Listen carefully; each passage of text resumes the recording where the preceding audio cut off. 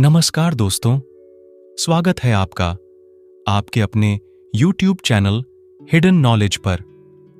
आज हम जिस विषय पर बात करने वाले हैं वह बड़ा ही रोचक विषय है।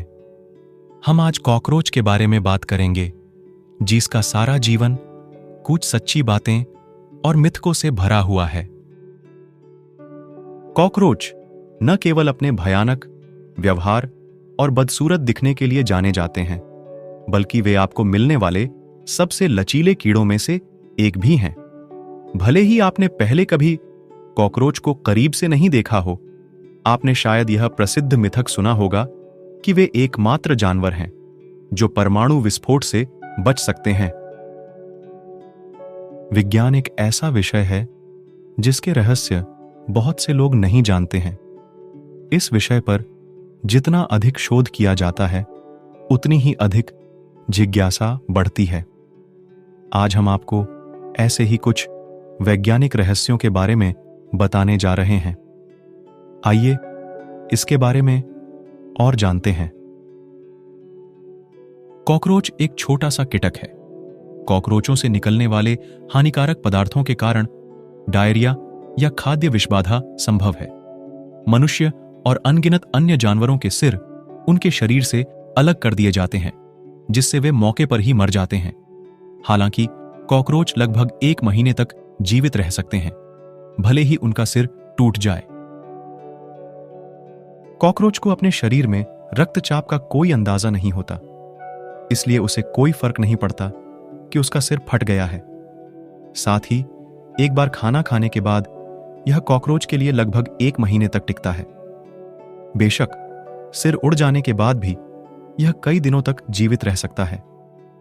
यह कॉकरोच के शरीर की प्रमुख विशेषता है।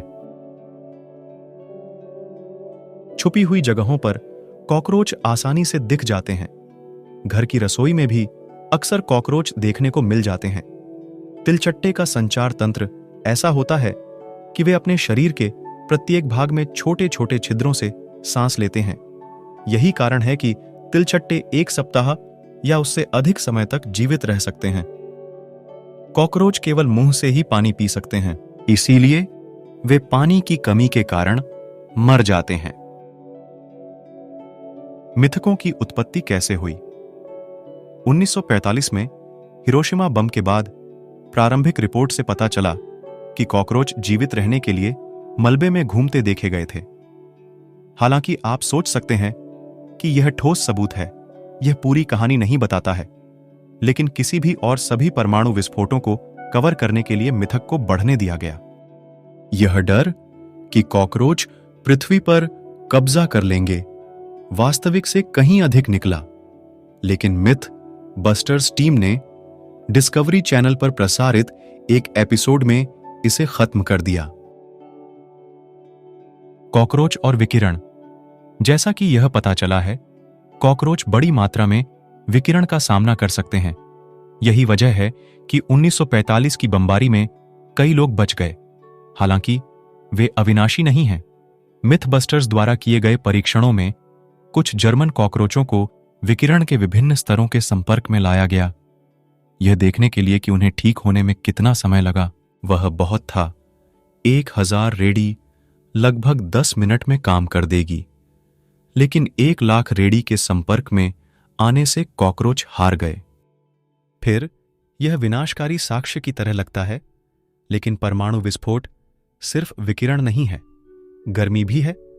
अनुमान है कि हिरोशिमा बम में 10,300 रेड्स की हवाई गामा खुराक मापी गई थी, जो एक इंसान को मारने के लिए पर्याप्त थी, लेकिन कॉकरोच को नहीं। लेकिन परमाणु विस्फोट की भीषण गर्मी से कॉकरोचों की तुरंत मौत हो गई। जबकि मिथबस्टर्स परीक्षण जर्मन कॉकरोच पर आयोजित किया गया था, अन्य प्रजातियों में विकिरण प्रतिरोध के विभिन्न स्तर होंगे। कॉकरोच की 4600 प्रजातियां हैं और उनमें से केवल एक छोटा सा प्रतिशत, लगभग 30 प्रजातियां कीड़ों जैसा व्यवहार प्रदर्शित करती हैं। लेकिन यह कहना सुरक्षित है कि कॉकरोच की कोई भी प्रजाति सीधे परमाणु बम विस्फोट से नहीं बचेगी। यदि विकिरण उन तक नहीं पहुंचेगा तो गर्मी और प्रभाव पहुंचेगा, जिससे उनकी मृत्यु हो जाएगी। दोस्तों, आज के वीडियो में बस इतना ही। जल्द ही मिलेंगे ऐसी ही रोचक जानकारी के साथ अगले वीडियो में। दोस्तों, अगर वीडियो पसंद आया हो तो ऐसे ही जानकारीपूर्ण वीडियो के लिए हिडन नॉलेज चैनल को लाइक, शेयर और सब्सक्राइब करें। जय हिंद।